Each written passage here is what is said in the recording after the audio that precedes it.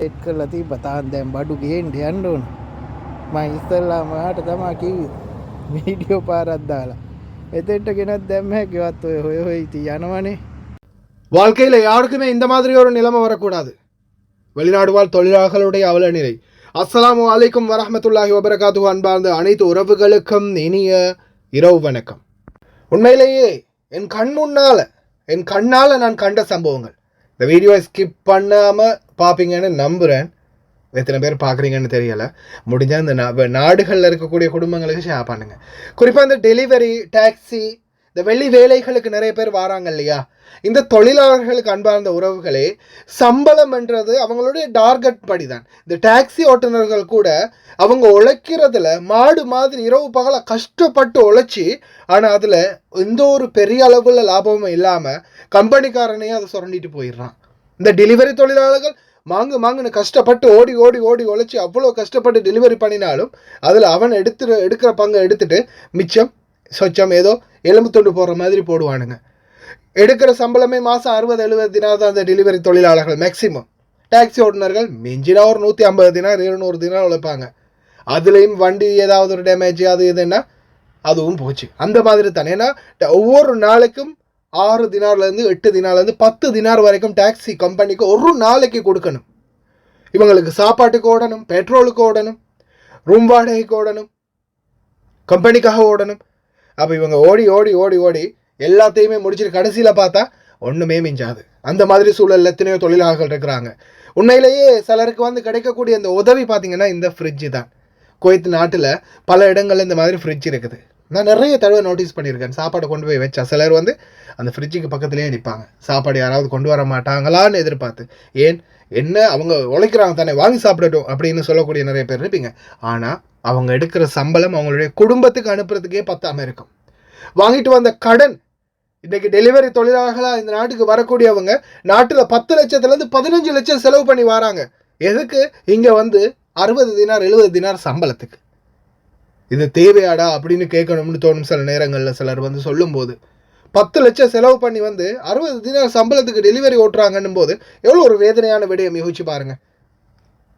நாட்டில் அந்த விசா கொடுத்து எடுக்கிற நாய்கள் எந்த அளவுக்கு கேவலமானவனுங்கன்னா, பொய்ய சொல்கிறது, உனக்கு அக்கமடேஷன் கிடைக்கும், சாப்பாடு கிடைக்கும், இவ்வளவு சம்பளம், பேசிக் சம்பளம் இவ்வளவு அப்படின்னு சொல்லி கொண்டு வர்றது. இங்கே வந்ததுக்கு பிறகு பார்த்தா அங்கே பேசிக்கும் இல்லை, ஒன்றும் இல்லை.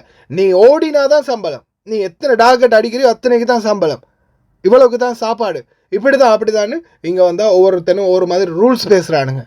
எவ்வளோ தொழிலாளர்கள் எவ்வளோ கஷ்டப்படுறாங்க தெரியுமா?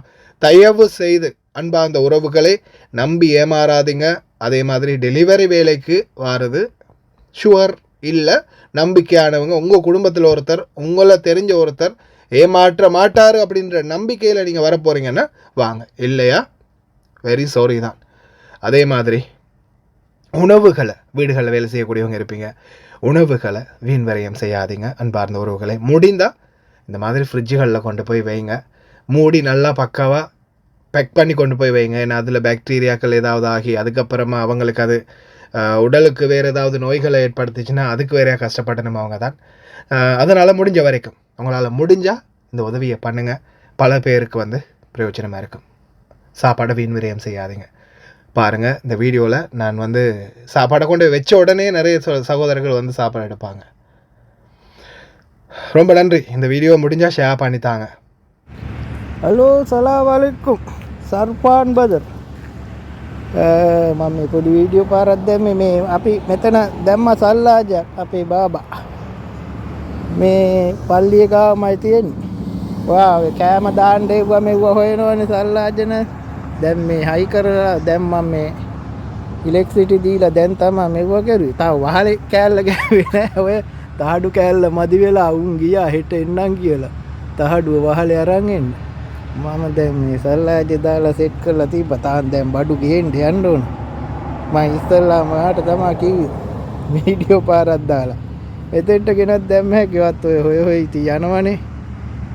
මේ අර එහා පැත්තේ තියෙන්නේ ඔයා දාන්නේ. ඒ පල්ලියේ මෙහා පැත්තේ දව්වරකේ මෙහා පැත්තේ මේ පල්ලිය එක්කම අපේ ගේ.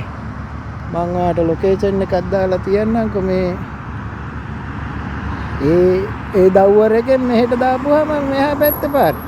ඔයා දන්නවා ඉතින්. ඔයාට කියන්න ඕනේ ඉතින්. ඒ අර දව්වර එකට තමයි ඔය යන්නේ වාහන. අන්න ඔන්න ඔය කෙලින්නේ අර බිල්ඩිමට එහා පැත්තෙන් මේ පල්ලිය තියෙන්නේ. මේකෙන් ඔහොම කැරකිලා ආපුවම මෙන්න මෙතන තමයි අපේ එක තියෙන්නේ. දැන් මේ වැඩ ඉවර වුණේ. දැන් හෙට තමයි ඉවර වෙන්නේ හරියටම වහල් කෑල්ල ගහලා. මේක තමයි අපේ ගේ. මම ඔයාලට ලොකේෂන් එකක් දාන්නම්කෝ මෙතනම ඉඳන්. එතකොට ඔයා දැනුවත් මොනවා හරි දාන්න ඕන වුණොත් ගෙනල්ලා දැම්ම හැකියි. හරි එහෙනම් මං තිබ්බා. ඕකේ සලාම් අලයිකුම්.